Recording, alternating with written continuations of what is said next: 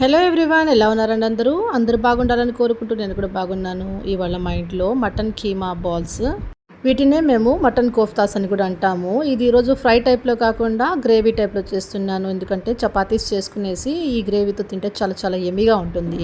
So ముందుగా నేను mutton తీసుకున్నాను, బాగా వాష్ చేసుకునేసి. ఇది ఒక 200 గ్రామ్స్ దాకా ఉంటుంది. అది ఒక మిక్సీ జార్లో తీసుకునేసి దాంట్లోనే కొద్దిగా కొత్తిమీర, 2 లవంగాలు, 2 చెక్క ముక్కలు, కొంచెం చిల్లీ పౌడర్, కొంచెం సాల్ట్ కూడా యాడ్ చేసుకునేసి, అదేవిధంగా ఒక గ్రీన్ చిల్లీ కూడా తీసుకునేసి వాష్ చేసుకునేసి బ్రేక్ చేసి వేసుకునేసినాను.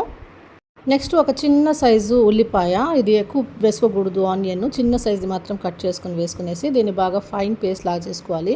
అవసరం అనుకుంటే కొద్దిగా వాటర్ చల్లుకొని కూడా పేస్ట్ లాగా చేసుకునేసేయాలి. ఈ విధంగా ఉంటుంది కన్సిస్టెన్సీ. ఇంకొంచెం లూజ్గా ఉంటే కూడా మంచిదే, మనం వాటర్ యాడ్ చేసుకుంటే ఎక్కువ క్వాంటిటీ కోఫ్తాస్ వస్తాయి. ఇప్పుడు నాకు తక్కువ క్వాంటిటీలో చాలనుకున్నాను కనుక వాటర్ యాడ్ చేయకుండానే దీనికి సరిపోయినంత పుట్నాల పప్పు ఉంటుంది కదా, పుటానాస్ అంటారు, దాని యొక్క పౌడర్ జస్ట్ పౌడర్ చేసుకున్నాను. అది ఇందులో మనకు ఎంత అయితే ఈ వాటర్ని అబ్జార్బ్ చేసుకుని బైండింగ్ అవుతుందో అంతవరకు మాత్రమే యాడ్ చేసుకునేస్తున్నాను నేను.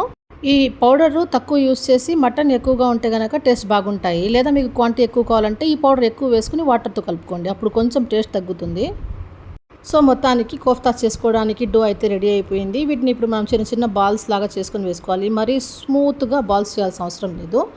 ఇప్పుడు కర్రీ కోసం నేను ఒక మీడియం సైజ్ ఆనియన్ తీసుకున్నాను. ఇక్కడ మీకు ఆనియన్ని ఫైన్గా చాప్ చేయాలంటే ఈజీ ప్రాసెస్ చూపిస్తాను చూడండి. ఇప్పుడు నేను పెట్టిన పొజిషన్లో ఆనియన్ పెట్టేసి మళ్ళీ దాని యొక్క చుట్టూరు ఇట్లా కట్స్ ఇచ్చుకుంటూ వెళ్ళినామంటే ఆ తర్వాత ఒకసారి మనం దాన్ని తిప్పుకునేసి సన్నగా కట్ చేసుకునేస్తే ఫైన్ ఆనియన్ అయితే మనకి చాప్ అయిపోతుంది. ఈ చాపింగ్ మెథడ్ మీలో ఎంతమందికి తెలుసో తప్పకుండా కామెంట్లో తెలపండి. ఇప్పుడు ఒక నాన్ స్టిక్ కడాయిలో 2 టేబుల్ స్పూన్స్ దాకా ఆయిల్ తీసుకునేసి చాప్ చేసిన ఆనియన్స్ వేసి బాగా సాటే చేసుకొని కొద్దిగా అల్లం వెల్లుల్లి పేస్ట్ కూడా వేసి బాగా సాటే చేసుకునేసేయాలి. ఆ తర్వాత ఒక బిగ్ సైజ్ టొమాటోని ప్యూరే లాగా చేసుకునేసి ఇందులో వేసేసి ఫ్రై చేసుకునేసేయాలి. ఆయిల్ ఊజ్ అయ్యే వరకు ఫ్రై చేసుకోవాలి. ఈలోగా ఇందులో సాల్ట్, కొంచెం చిల్లీ పౌడర్, కొంచెం ధనియాల పొడి కూడా వేసుకునేసి బాగా సాటే చేసుకునేసేయాలి. ఇందులోనే కొద్దిగా టర్మరిక్ పౌడర్ కూడా వేసుకునేసి ఫైనల్గా దీంట్లో కొద్దిగా వాటర్ కూడా యాడ్ చేసేసేయాలి. గ్రేవీ లాగా వస్తుంది. మనం కొంచెం ఎక్కువ వాటరే పెట్టుకునేసేయాలి, ఆ తర్వాత థిక్ అవుతుంది అది. నెక్స్ట్ దీనిలో కొంచెం చికెన్ మసాలా పౌడర్ కూడా యాడ్ చేసేసాను. ఆ తర్వాత ఇందాక గ్రైండ్ చేస్తాం కదా మనము మీట్ యొక్క మిక్స్చర్, దాన్ని చిన్న చిన్న ఉండల్లాగా చేసుకునేసి బాయిల్ అవుతూ ఉండే ఈ గ్రేవీలో మనం అలాగనే వదిలిపెట్టేసేయాలన్నమాట. ఈ బాల్స్ అంతా డిప్ అయ్యే వరకు వాటర్ వేసుకోవాలి మనము. కొంచెం కుక్ అవను దాని యొక్క కన్సిస్టెన్సీ, వాటర్ కన్సిస్టెన్సీ తగ్గిపోయేసి బాగా గ్రేవీ టైప్లో, బాగా మసాలా టైప్లో వస్తుందన్నమాట. ఫైనల్గా దీన్ని కొంచెం కొత్తిమీరతో కూడా గార్నిష్ చేసేసి ఇంకా కుకింగ్ కోసం మనం కవర్ చేసి పెట్టేసేయాలి.